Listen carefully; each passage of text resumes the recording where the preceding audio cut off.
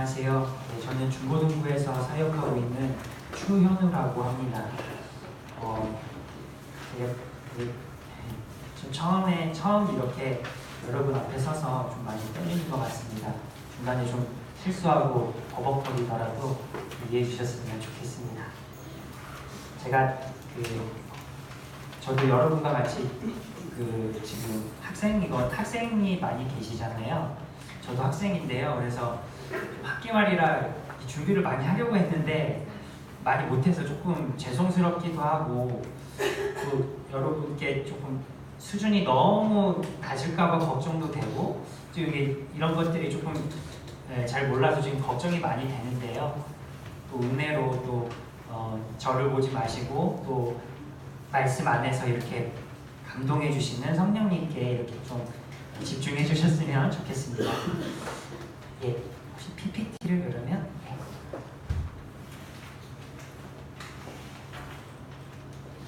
예, 제가 준비한 말씀은 누가복음 1장 46절에서 56절 말씀입니다. 아마 가지고 계신 성경이 개역개정 성경이신가요? 제가 새번역 성경으로 준비해 왔는데요. 괜찮으시다면 여기 앞에 있는 화면으로 같이 보시죠. 좀 작나요? 혹시?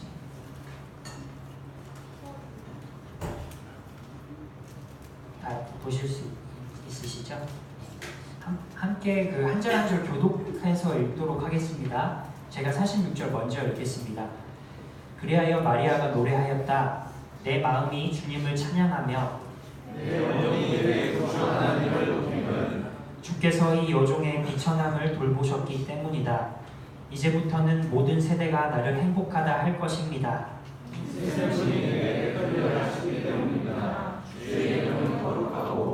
그의 자비하심은 그를 두려워하는 사람들에게 대대로 있을 것입니다.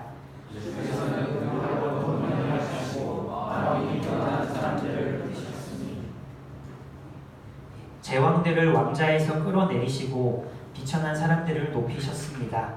주인 사람들을 좋은 것으로 배부르게 하시고 더한 사람들을 빈손으로 떠나보내셨습니다.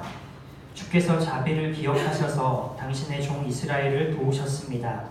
우리 조상에게 말씀하신 대로 그 자비는 아브라함과 그 자손에게 영원토록 있을 것입니다. 함께 읽겠습니다. 마리아는 엘리사벳과 함께 석 달쯤 있다가 자기 집으로 돌아갔다. 아멘. 예. 오늘 본문인 46절에서 56절 이전 말씀을 제가 간단하게 소개해 드리면서 오늘 본문이 어떤 위치에 있고 또 어떤 의미를 갖게 될지 한번 다 같이 이렇게 상상해 보고 또 같이 생각해 보면서 오늘 본문을 같이 봤으면 좋겠습니다. 먼저 누가복음 1장 초반부에 보면요. 누가 이제 이 책을 기록한 누가는 시간의 순서대로 따라서 많은 사람들이 썼지만 여러분들에게 유익하기 위해서 이 책을 썼습니다 라고 이제 한 후에 본격적으로 1장 5절에서부터 이렇게 이야기를 시작합니다. 1장 5절에서 38절 내용을 제가 간단하게 말씀드리겠습니다. 1장 5절에서 38절에는 두 명의 여인이 나옵니다. 그래서 처음 여인은 엘리사벳 그리고 또 다른 여인은 마리아입니다. 누가복음 1장에는 이제 다른 등장인물들도 많이 나오지만 그럼에도 이 두 명의 등장인물이 참 중요한 것 같다는 생각이 듭니다. 첫 번째 엘리사벳이라는 여인에 대해서 제가 간단하게 소개해드리면요.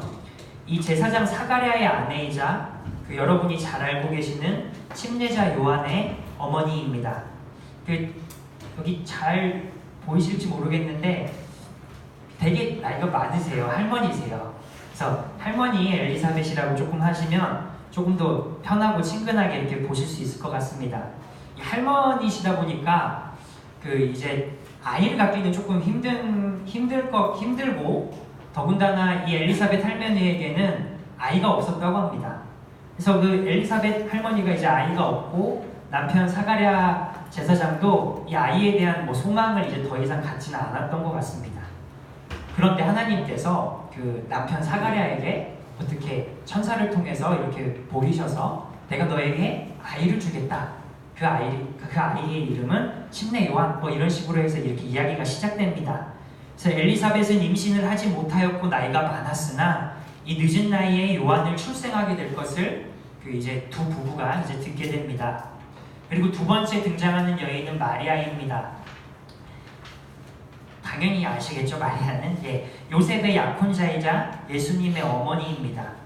근데 조금 우리가 마리아라고 하면 되게 좀 어떤 이미지가 드실지 모르겠지만 저는 처음에 마리아라고 하면 가장 처음에 이제 머리에 그려지는 것은 약간 거룩하고 좀 경건하고 성결하고 이런 정말로 뭐라 그래야 될까요?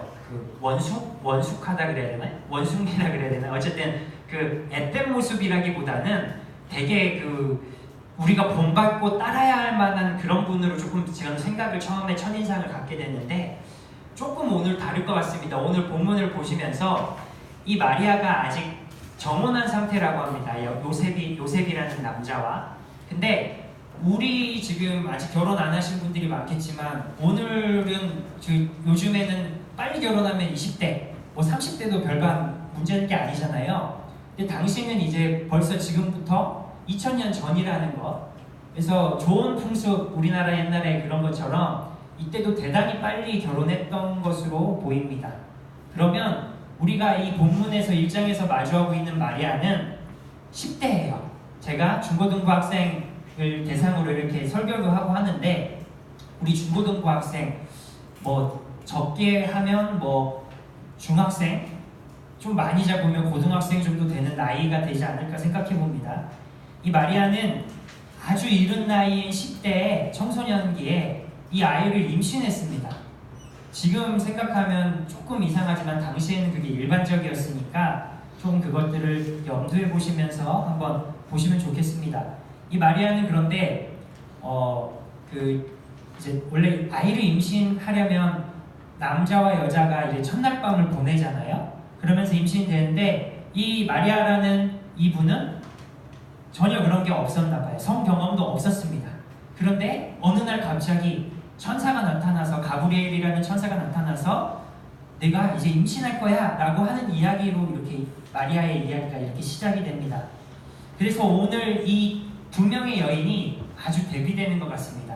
아주 늙은 나이에 임신한 한 여인과 또 아주 젊은 나이에 아주 어린 나이에 임신한 두 여인의 이야기가 오늘 교묘하게 1장 초반부에서 나옵니다.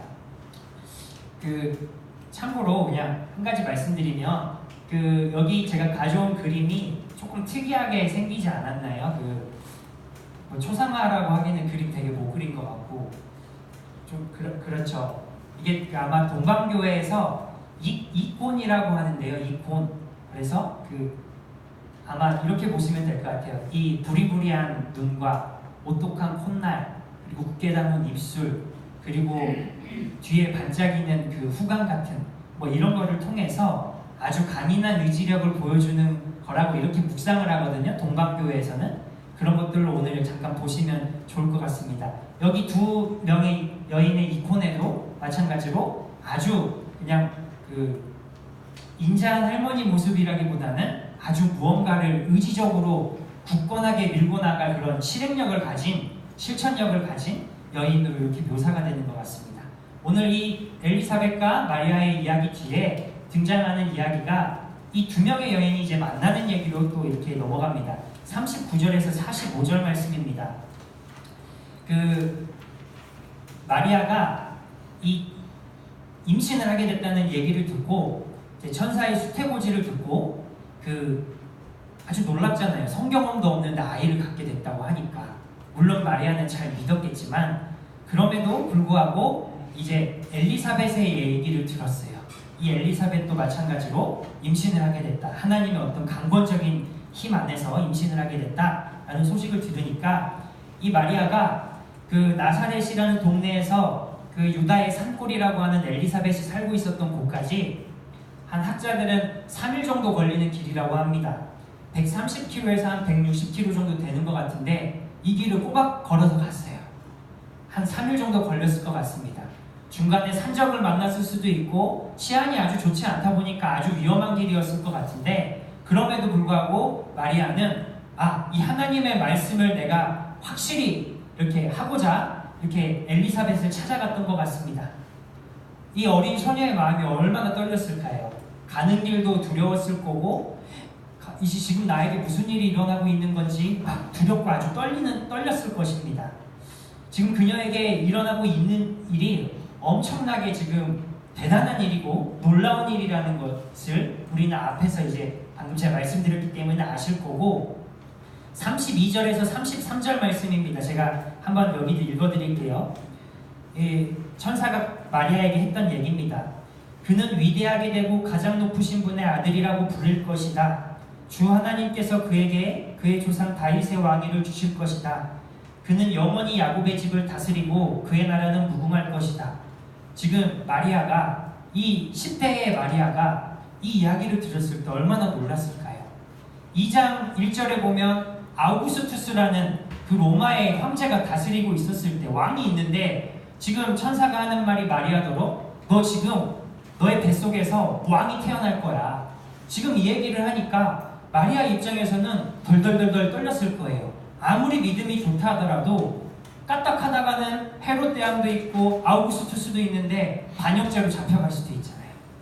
그 상황이라는 것을 우리가 보면서 이 마리아가 아주 떨리는 마음으로 지금 엘리사벳을 찾아갔을 거라고 우리가 생각을 해볼 수 있을 것 같습니다. 그리고 드디어 엘리사벳과 마리아가 만납니다.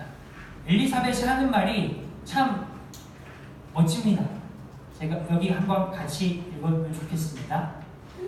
보십시오. 그대의 무단하는 말이 내 귀에 들어왔을 때, 같이 읽으면 좋겠습니다. 내 태 속에 있는 아기가 기뻐서 뛰놀았습니다. 주께서 하신 말씀이 이루어질 줄 믿은 여자는 행복합니다. 엘리사벳을 만나자마자 엘리사벳이 마리아를 보고 외칩니다. 와, 정말로 놀라운 일이 벌어졌다는 것을 엘리사벳은 알고 있었습니다. 보십시오. 그대의 무난하는 말이 내 귀에 들어왔을 때 내 태 속에 있는 아이가 기뻐서 뛰놀았습니다. 주께서 하신 말씀이 이루어질 줄 믿은 여자는 행복합니다. 그 마리아의 떨리는 마음이 더 막 흥분됐겠죠. 여러분이 마리아라면 어떤 반응을 했을지, 한번 마리아는 어떤 반응을 했었을까요? 오늘 그 본문이 마리아의 찬양입니다. 오늘 했던 반응이 오늘 읽었던 본문입니다. 그 마그니피카트라고 해서 조금 뭔가 이렇게 하셨던 분도 있었을 것 같은데, 마그니피카트는 제가 발음이 정확히 좋지는 않은데 한번 읽어드릴게요. 마그니피카트 아니마 메아 도미눔, 라틴어입니다. 그래서 마리아가 처음에 했던 말이 있죠. 내 영혼이 하나님을 찬양합니다. 내 마음이 하나님을 찬양합니다. 라는 것을 라틴어로 하면 마그니피카트 아니마 메아 도미눔이라고 하는데, 이것의 첫머리를 따서 마그니피카트를 해서 이 찬양이라는 것으로, 마리아의 찬가라는 이름으로 교회 역사에서는 아주 많이 이 찬양을 불러왔다고 합니다. 이 엘리사벳 할머니의 이야기를 들은 소녀 마리아의 가슴이 떨렸고, 이 주체할 수 없는 이 감정을 폭발시키듯이 했던 것이 마그니피카트라는 것입니다. 이 같은 제목의 다양한 노래들이 있습니다. 아까 우리가 읽었던 46절에서 56절까지 본문을 막 곡조를 붙여서 부르기도 하고 여러 가지 버전이 있는데, 제가 여러분들에게 한 가지 같이 들었으면 해서 동영상을 하나 준비해 왔는데요. 이 바흐가 이렇게 작곡한 곡이라고 합니다. 마그니피카트. 한번 잠깐 같이 들어보시죠.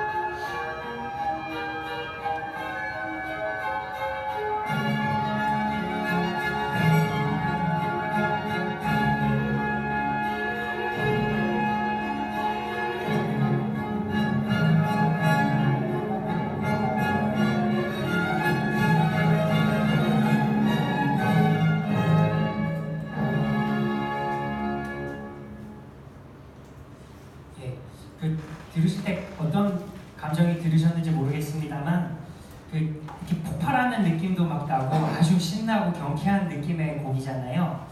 아주 기쁠 때 이 노래는 소녀 마리아가 두렵던 마음이 폭발하듯이 이게 터져나오면서 하나님께 드렸던 찬양으로 우리가 보면 좋을 것 같습니다. 이 아주 기쁠 때 막 발을 동동 구르기도 하고 박수를 치면서도 막 노래하잖아요. 우리가 오늘 읽었던 본문도 마찬가지로 그렇게 봐야 될 것입니다. 같이 그래서 다시 한번 읽었으면 좋겠습니다. 이 마리아의 찬가를 그냥 좀 무미건조하게 읽지 말고 이 소녀의 여린 마음에 확신이 심어지고 지금 엄청난 일이 일어나고 있다는 것을 확증받았잖아요. 그 가운데서 읽는 이 노래가 아마 아까와는 조금 다른 방식으로 우리가 이 본문을 다시 한번 읽었으면 좋겠습니다. 46절에서 50절 한번 다시 한 목소리로 같이 읽겠습니다. 시작! 그리하여 마리아가 노래하였다. 내 마음이 주님을 찬양하며 내 영혼이 내 구주 하나님을 높임은 주께서 이 여종의 비천함을 돌보셨기 때문이다. 이제부터는 모든 세대가 나를 행복하다 할 것입니다. 힘센 분이 내게 큰일을 하셨기 때문입니다. 주의 이름은 거룩하고 그의 자비하심은 그를 두려워하는 사람들에게 대대로 있을 것입니다. 아멘. 마리아는 그 자신의 고백으로 이 찬양을 시작합니다. 막 두려웠던 마음이 이렇게 지금 해소가 되면서 당연히 이제 개인적인 감정이 막 터졌겠죠. 그러면서 내 마음이 주님을 찬양하고 내 영혼이 내 구주 하나님을 높입니다. 라고 이렇게 찬양을 하기 시작합니다. 여기서 제가 노란색 글씨로 이렇게 좀 적어봤는데요. 비천함이라는 저 마리아의 고백을, 자기 인식을 조금 이렇게 뒤에서 나오거든요. 그래서 조금 이 머리에 염두에 두시고 이 부분을 봤으면 좋겠습니다. 이 비천함이라는 것, 여러분들은 어떻게 생각하실지 모르겠습니다. 제가 처음에 이 본문을 읽었을 때 이 비천하다고 본인 자신을 인정하는 것을 보면서, 인식하는 것을 보면서 처음에는 그런 생각을 했습니다. 마리아는 대단히 겸손한 사람인가 보다. 자기의 내적 겸손함을 표현을 할 때 나는 비천한 존재입니다 라고 이렇게 하는가 보다, 이런 생각을 했습니다. 그 겸손함의 또 다른 표현이지 않을까, 먼저 이런 생각을 했었던 것 같습니다. 정말로 이 비천한 존재인 마리아에게 일어났던 일 때문에 그녀는 찬양하였고, 개인적으로 하나님을 찬양하였고, 그녀는 많은 사람들로부터 복을 받은 사람이라고 부를 것입니다. 이는 힘센 분이 비천한 마리아에게, 이 겸손하게 자기를 인식하고 있는 마리아에게 엄청난 일을 행하셨기 때문입니다. 라고 이렇게 마리아가 찬양을 합니다.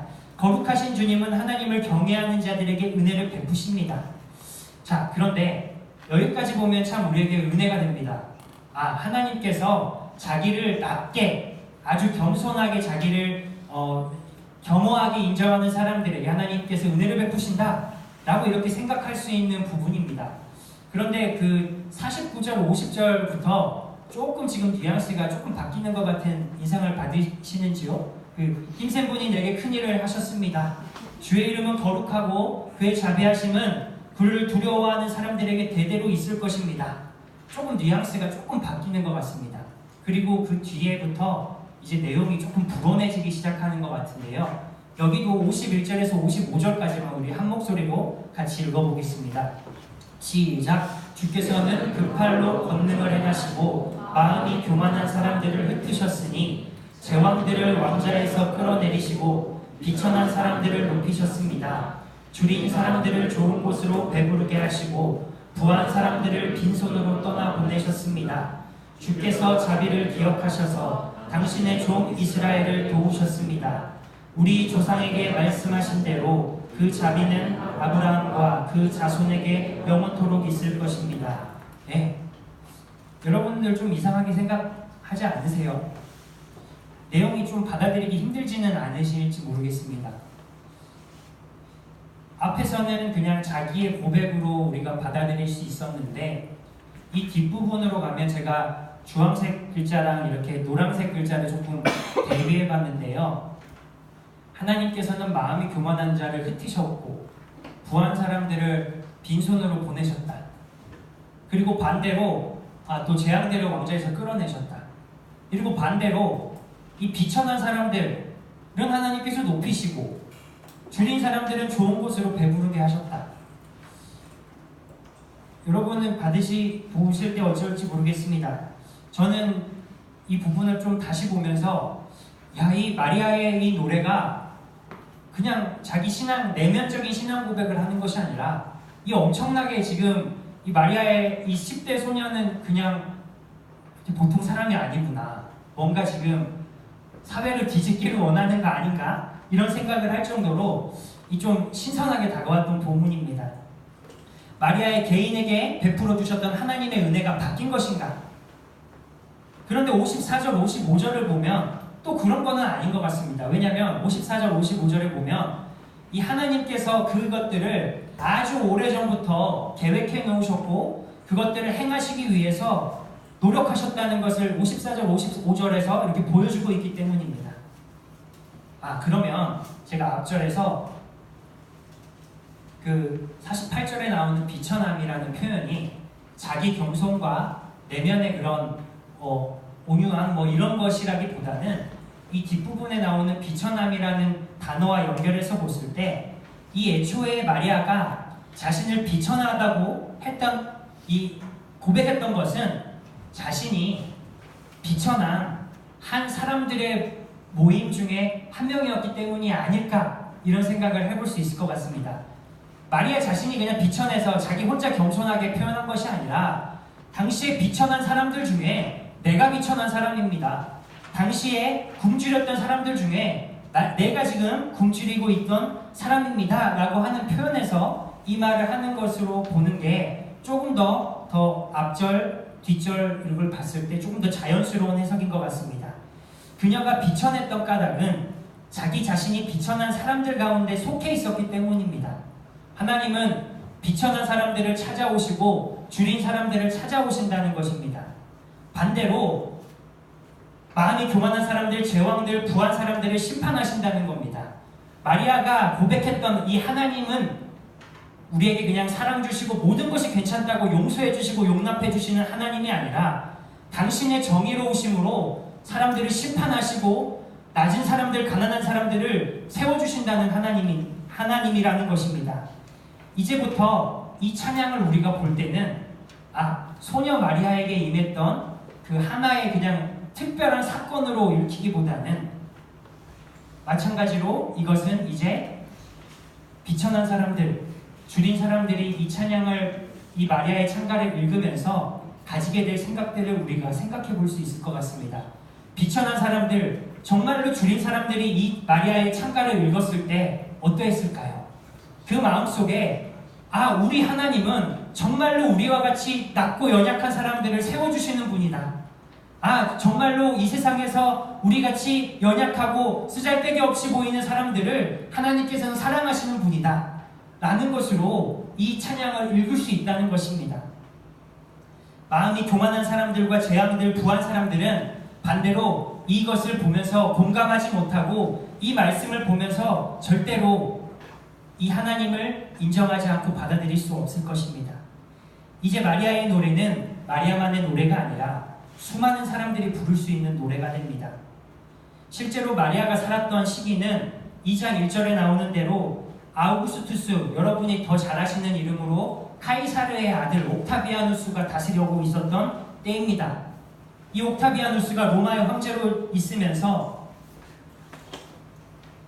이스라엘은 많은 고통을 받고 있었고 600년에 가까운 시간 동안에 이스라엘은 이방인의 침략을 받아서 성전이 무너지고 하나님을 믿고 고백할 수 있었던 종교의 자유가 빼앗겨버리고 그런 시기를 살고 있었던 사람들입니다. 방황하고 유리하는 또돌이 나그네 생활을 했던 사람들이 참 많았고요. 무자비한 이방인들에게 사람들은 고통을 받고 있었습니다. 정의를 위해서 내가 하나님을 믿겠다, 야훼 신앙을 지키겠다고 결단했던 수많은 사람들이 이방인들의 무자비한 칼날 앞에서 쓰러져 갔습니다. 정말로 많은 사람들이 죽었고 정말로 많은 사람들이 고통받고 있었습니다. 그러므로 이 마리아의 노래를 부르면서 함께 눈물을 흘릴 수 있었던 사람들은 하나님을 믿기 위해서, 하나님에 대한 신앙을 지키기 위해서, 하나님에 대한 정조를 지키기 위해서 목숨까지도 마다하지 않았던 사람들입니다. 잘 먹고 잘 살 수 있었습니다. 세리와 같이 로마의 앞잡이로 세금 거두면서 다른 사람들 앞에서 잘 먹고 잘 살 수 있었습니다. 하지만 이 하나님을 잘 믿기로 했던 사람들은 차마 그럴 수 없었습니다. 하나님께서 명령하신 이웃을 사랑하라는 명령 앞에서 자기 자신을 쳐서 복종해서 영화와 영광과 그렇게 많이 돈도 벌 수 있는 그곳으로 나아가지 못하고 사회 변두리로 점점점 밀려나고 쫓겨날 수밖에 없었다는 것입니다. 그런데 이 하나님께서 이제 침묵을 깨시고 일하시기 시작했다는 것이 이 마리아의 찬양에 나옵니다. 이 마리아의 찬양을 통해서 이제 하나님께서 우리를 구원해 주실 거야. 신앙의 절개를 지켰던 우리들을 위해서 이제 하나님께서 일하실 거야 라는 것이 이 마리아의 고백이라는 것입니다. 마리아의 노래는 고통받는 사람들을 구원하시는 하나님의 정의, 구원에 관한 노래입니다. 저는 이 노래가 왠지 모르게 기쁜 한편, 기쁨도 참 기쁘지만 또 한편은 매우 슬픕니다. 괴테가 이런 말을 했다고 합니다. 하프 타는 사람의 노래라는 이 시에서 이런 노래를 했다고 합니다. 이 시가 있다고 합니다. 여러분도 잘 아실 것 같습니다. 눈물에 젖은 빵을 먹어보지 못하고 근심에 찬 수많은 밤을 울면서 지새워보지 못한 자는 천국의 힘들을 알지 못하나니. 아마 이 괴테가 말한 것과 이 마리아의 심정이 아주 비슷하지 않을까 이렇게 생각해 봅니다. 제 얘기를 하면서 말씀을 마치면 좋겠습니다. 저는 어렸을 때 저희 집은 뭐 엄청 가난한 건 아니었는데 가난한 편이었던 것 같습니다. 지금 생각해 보면 저희 아버지가 이렇게 그 IMF 당시에 이렇게 증권을 하시다가 실수를 하셔서 이렇게 많은 손해를 보셨고 그래서 어렸을 때부터 이렇게 돈에 대한 쪼달림 막 이런 것들에 대한 그런 것들이 많이 있었던 것 같습니다. 그래서 제가 대학을 가서도 그 부모님께 용돈을 지금 생각해보면 아르바이트라도 할 건데 당시에는 차마 그런 생각을 못하고 왜 그랬는지 모르겠지만 용돈을 받았는데 부모님께 용돈 달라고 하기가 너무 죄송한 거예요. 그래서 길거리에 가면 슈퍼마켓에 지금도 있지만 그 건빵을 이렇게 뭐 1,000원에 뭐 3개, 4개 막 이렇게 팔잖아요. 묶어서. 밥을 안 먹고 그것들을 사 먹었어요.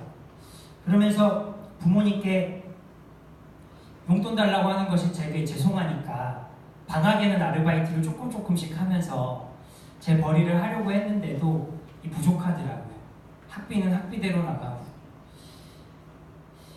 그래서 저는 이 본문을 보면서 참 마음에 저에게는 참 위로가 되는 말씀입니다.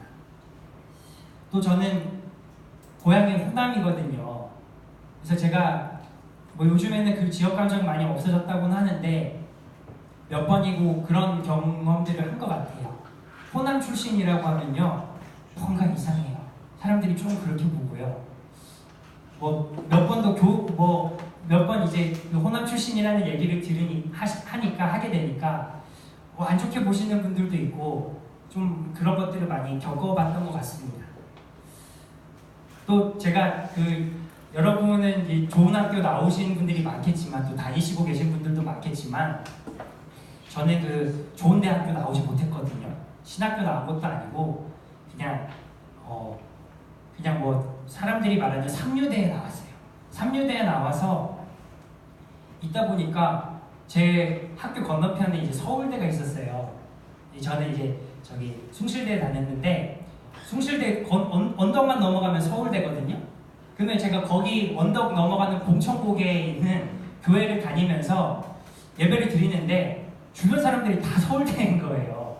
어르신 분들도 다 서울대 다니신 분들이고 뭐 판검사 다 전문직, 그리고 청년부에 가니까 청년부도 다 서울대 학생이에요. 안 쫄려고 했는데 이상하게 쫄리더라고요.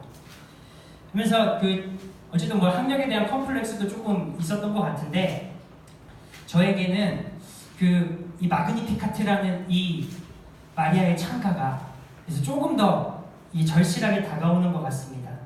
제가 대학 다닐 때 한 교수님께서 하셨던 말씀이 아직도 기억합니다.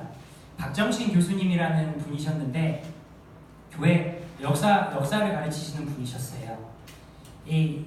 그분께서 하시는 말씀이 본인도 이제 같은 학교 출신이니까 모교 출신의 모교 교수가 되신 분이었는데 그런 얘기 많이 하셨어요.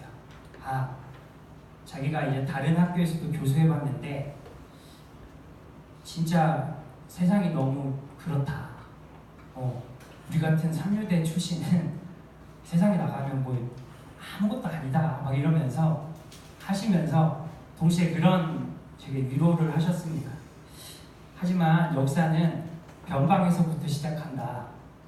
한국교회에 처음 복음이 들어왔을 때 가장 먼저 반응했던 사람들이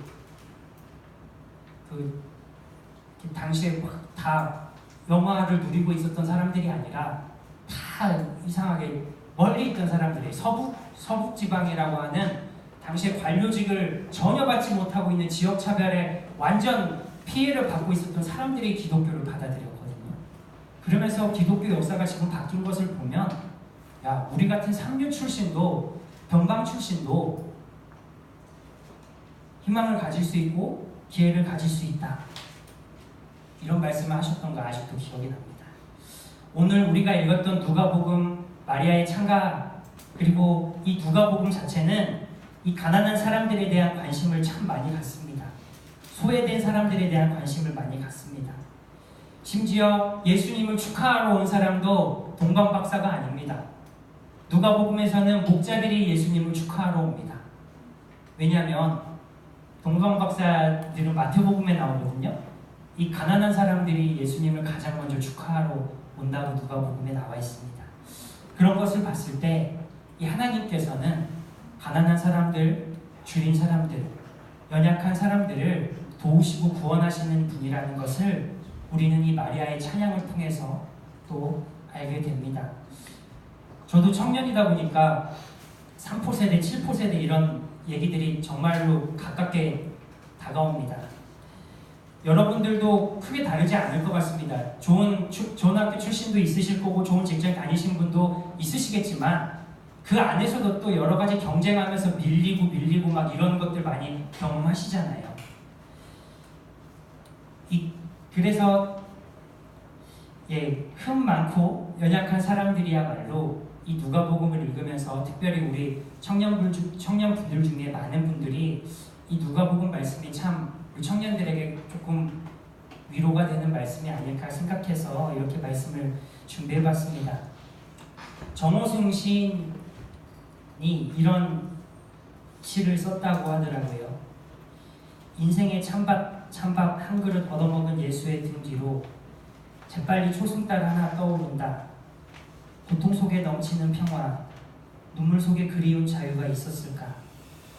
서울의 빵과 사랑과 서울의 빵과 눈물을 생각하며 예수가 홀로 담배를 피운다. 사랑의 이슬로 사라지는 사람들을 보며 여러분 이 마리아의 창가를 통해서 우리들의 상하고 지친 마음들이 위로를 받고 또 우리 하나님이 어떤 분이신지를 이 마리아의 창가를 또 묵상하시면서 이렇게 하나님을 찬양하고 우리가 하나님께 나아갔으면 좋겠습니다. 제가 잠깐 기도하겠습니다.